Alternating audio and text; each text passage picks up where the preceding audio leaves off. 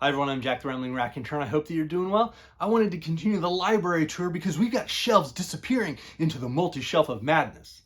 Or just some boxes on the other side of the room as we pack up for the remodel. But I wanted to hit one of the beloved shelves, the Penguin Classics, specifically the Yellow Bar Penguin Classics. Now, once upon a time, in the 1980s, 1990s, Penguin Classics had a lineup that looked kind of like this. You had the black spines with the colored bars along the top. Now, what did those mean? Well, the purple bar was for Greek and Roman classics, a bunch of famous names, not necessarily works that people are always reading. Pindar, Homer, Virgil, Plato, they got the purple bar. The red bar was for works that were originally published in English. So writers from the UK, the US, Canada, Australia, they got the red bar. The yellow bar was for other continental European languages. So French, German, Russian, Italian, Spanish, Old Norse. Works that were in other European languages would get the yellow bar. And then finally, literally every other language got a green bar. So all of Asia, Africa, so African works could get the yellow bar. Asian, Indian works, Arabic works got the green bar. I happen to think these are dynamite. I love collecting them. But I wanted to focus on the yellow bars. These will all be continental European languages. We'll start off with the early Irish myths and sagas. This is a cool work. It's translated by Geoffrey Gantz. We'll see in another volume that he appears as the translator. These are mostly selections. These aren't full tales necessarily, full cycles. So we get the destruction of Durga's hostel, the wooing of Etain, the cattle raid of Frick, we get a cattle raid. We get the birth and the boyhood deeds of Cuchulainn, and we get the wasting sickness of Cuchulainn, and then we get the exile of the sons of Wislu. There's some other works, but those are all major works that sort of are either part of or linked to the famous Tann. So the Tann is an amazing cattle raid of Cooley. Great work. So this is an interesting one if you're really into those. If you happen to know of a better, more comprehensive volume, please let me know. I would be more than happy to go find it somewhere once, of course, all of this is finished. I said we'd see Geoffrey Godskin. He also translates the Mabinogion. So this is a Welsh work. It's 11 stories that are linked but create this really, really fascinating world. Readers who enjoy fantasy, readers who enjoy just beautiful imagery would, I think, find much to engage you in this work. On the bank of the river, he saw a tall tree. From roots to crown, one half was aflame and the other green with leaves. And so this is really quite fun. I enjoyed this quite a bit more than the early Irish myths and sagas, if I'm perfectly honest.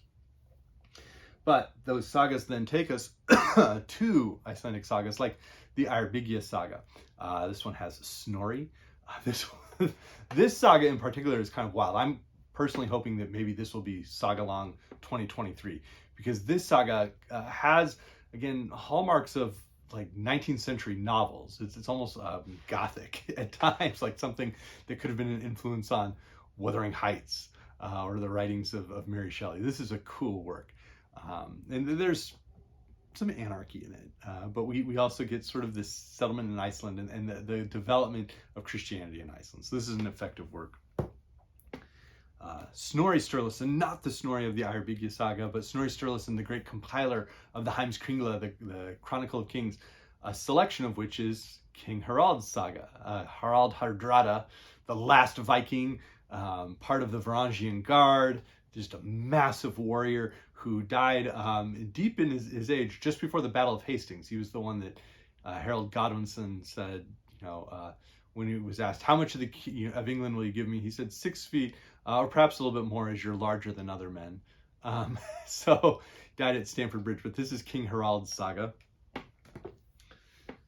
And some Arthurian works. You'll notice these are yellow bar, which gives you a hint that they weren't originally written in English.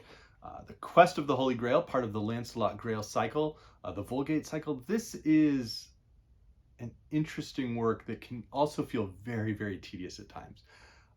All the characters are very archetypal. They seem very fated to do whatever is going to happen.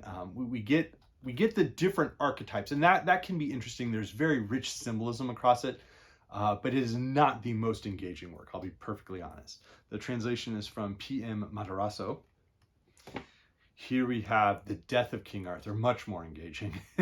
Not Les Morts d'Arthur, Thomas Mallory. This is, again, the death of King Arthur from that Lancelot Grail Vulgate cycle. This translation is from James Cable. And this sort of takes us to the end of Arthur. We, of course, see his death in battle, but we see that there is a level of maturity. There's a real pathos here. The characters aren't just archetypes. They seem to have some feeling, to have a little bit more agency, to have doubts. And that works, and I think makes this an effective work, one that still can feel engaging to modern sensibilities. This is an enjoyable one. A somewhat contemporary would be Meister Eckhart, Selected Writings. I'm actually reading this right now. There's passages from it at least. This one is translated by Oliver Davies, and he was a Dominican, but he was also German, and so he exerted influence in a number of different directions. We'll see a group of later writers who were deeply influenced by Eckhart, and I'm probably being influenced by Eckhart right now as I read his works. But this has a collection of the Talks of Instruction, the Book of Divine Consolation, On the Noble Man, and then selected sermons from both German and Latin languages. So, Meister Eckhart. Moving forward, Erasmus, The Praise of Folly. This is a wonderful book, highly, highly recommended. This is a translation from Betty Radis, who helped lead sort of the Penguin Classics and push forward a number of great works, great translations. This is a work worth paying attention to. Erasmus can be a fascinating writer at times. He can be a very focused writer at times. I don't want to say tedious, because he's not tedious. He's just very focused. He's part of one of the last flourishes of the medieval grammarian tradition, one that's really highlighted by Stoner in John William Stoner. So if you want to get into a grammarian, explore Erasmus. He's engaging, and he's sort of the end of that sequence in thought. But Praise of Folly is wonderful. It helped make fun of all sorts of things and have some satire and have some fun, but also really helped ask a lot of questions and push the envelope around what questions were permissible to ask within the almost monolith that was medieval Catholic Europe. As we're getting into the Renaissance now, I should really say he's part of the Renaissance. This is like the early 16th century. And so as we shift from that monolithic medieval period into the questions being asked in the Renaissance, Erasmus is very much part of this. And this is a work that I think really helped stimulate the Reformation, ultimately. Moving forward, we have Sorwana Inés de la Cruz. I did a video on this about a year and a half ago, and this is one of my favorite writers. She was writing in Mexico, although she was primarily really of Spanish heritage, but she was writing in Mexico and really a powerful writer, an incredibly incisive and brave and confident writer. Her poetry is extraordinary, but the way in which she defends her intelligence, defends her her right to ask questions, to read, to think against male-dominated, authorities is unbelievable. It's pure dynamite. She is dripping with scorn. She is incisive, and she is totally dominating conversation. This is a wonderful, wonderful compilation. The translation is from Margaret Sayers Payton, who is one of my favorite translators from the Spanish language. Also from the 17th century, we have Jean Racine, the great French tragedian. This has Andromache, Brittanicus, and Berenice. I have this edition specifically for the Brittanicus and Berenice translations.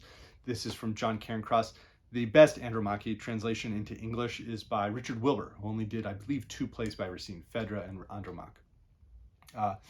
But Andromache is an incredible play. It draws on the Greek traditions. It draws on the traditions of Seneca's tragedies and then exponentially surpasses those. Britannicus deals with the end of Claudius, the Emperor Claudius' reign, and his son Britannicus and Nero sort of in a conflict. And then Berenice is a tragedy that I've been really interested in reading. I'm hoping to get into it maybe once the remodel's finished, like later in this fall, to spend time with Berenice, because we have the noblewoman from Judea, from Galilee, that area in the 1st century, who's in love with soon-to-be and newly crowned Emperor Titus, and will they end up married together? Will she become the Empress of Rome, or will she be exiled? And so this is a play that I look forward to reading. Pair of works from Denis Diderot, probably my favorite of the French sort of Enlightenment writer. Rousseau is probably my favorite. Diderot, though, I have a deep affection for, even when I wildly disagree with him. But here we have a pair of philosophical dialogues, Rameau's Nephew and D'Alembert's Dream. I think Rameau's Nephew is much stronger than D'Alembert's Dream, but they're philosophical dialogues. They're not novels proper. They have a sense of drama, a sense of question to them, but it's comparable to what we might find in the Platonic dialogues. This other volume is selected writings on art and literature. There's some fascinating essays and letters in here around why he thinks Pamela by Samuel Richardson is such an effective novel. Diderot could really, when he went wrong, he really went wrong. So these works are interesting, though, in terms of being a different window into thought during the Enlightenment. They're not nearly as inward-gazing as we see in Rousseau, for example, but they're also not as abstract and abstruse, perhaps, as we find in his philosophical dialogue. So this is an interesting volume. A really strange book from Jan Potocki, the manuscript found in Saragossa. This is from the late 18th century, middle 18th century, and there's a narrator, Alphonse van Woerden, who is in the middle of the 18th century, and he's journeying along, and he ends up getting stuck in the mountains, where he then basically records all the stories that he hears, bandits and gypsies and all sorts of different types of characters that he's never encountered, tell and regale him with. So I'm very curious and fascinated to read this book, even though I have yet to hear a positive review of the book, but it seems like the type of book that will interest me. So I'm looking forward to reading this one day. Now, I mentioned, of course, that we were going to hear from Meister Eckhart and the great shadow he cast. Well, part of it landed here on the German idealist philosophers. This is a short work with a great, just a great, view there. Though the shades of green across the cover are fascinating / nauseating. But this is a work that I would recommend for one reason. That reason is the writings of Fichte. So we have Kant, and then so there's sections from Critique of Pure Reason, Critique of Practical Reason, and Idea for a Universal History with a Cosmopolitan Purpose. Plenty of people have heard of Kant or are familiar with his ideas. He can be a bit tedious. Fichte, though, with Science of Knowledge on the Spirit and the Letter and Philosophy and some lectures concerning the scholar's vocation, was a real revelation. I actually enjoyed reading the selections from Fichte that were in this volume. Schelling, we have Ideas for a Philosophy of Nature and On the Nature of Philosophy as Science. And then Hegel, who was probably one of the 2 or 3 strongest latter disciples of Meister Eckhart. So this is sort of an interesting volume, but the Fichte selections alone make it worth at least borrowing to get those under your belt. A work that probably won't be returning to the shelves, it's going to get lost in the multi-shelf of madness permanently, will be A Hero of Our Time from Mikhail Lermontov. This was a deeply influential work on the 19th century Russian novelists. Tolstoy drew from it, certainly Chekhov, Dostoevsky. Lermontov himself, like Pushkin, died young, died in a duel. And so this is a sort of like romantic work. There is a hero, Petchorin, who does high romantic things with verve and dash. And maybe it's the translation from Paul Foote. I thought this was a very middling work. As I regard the works of Johann Goethe, I don't find them interesting. So some people love this book, though. If a Russian romantic work sounds interesting to you, please read Pushkin. But then after that, if you're still really interested, then read Lermontov's A Hero of Our Time. That's all I'll say about it. Another Russian, Leo Tolstoy, we have Confession and Other Religious Writings. Again, I think Tolstoy's short stories are my favorite works from Tolstoy. This volume is interesting. I don't know that it's essential to understanding any of his fiction, but for those who really, really enjoy Tolstoy, I think this is, a go-to. It's probably a Confession and the other religion. They're probably important for people who want to understand the later writings of Tolstoy. I'll say that. And finally, the last work on this shelf, The Damned, or Là-bas, from Joris-Karl Huysmans.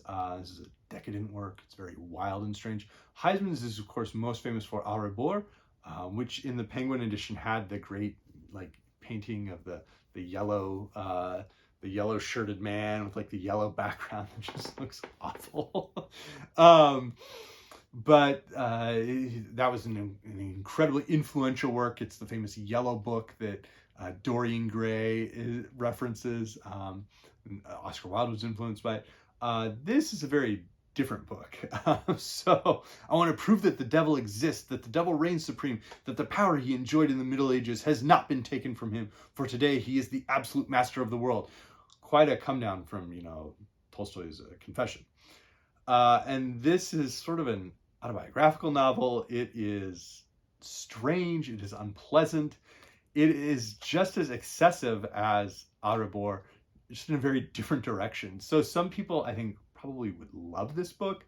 Others would just find it excessive and ridiculous. So I don't know. I'd be curious to know if anybody has read this and if there's anybody who really enjoys it. I would honestly be interested to know. So these were the Yellow Spine Penguins. If I had to pick absolutely just one, I honestly think it would probably be Sorwana Inés de la Cruz. I really do recommend this book. If you can find a copy, read it. This version has the translation in English with the facing original Spanish. So it's a bilingual edition as well. This is a wonderful book. But hope everybody's doing well. Thanks.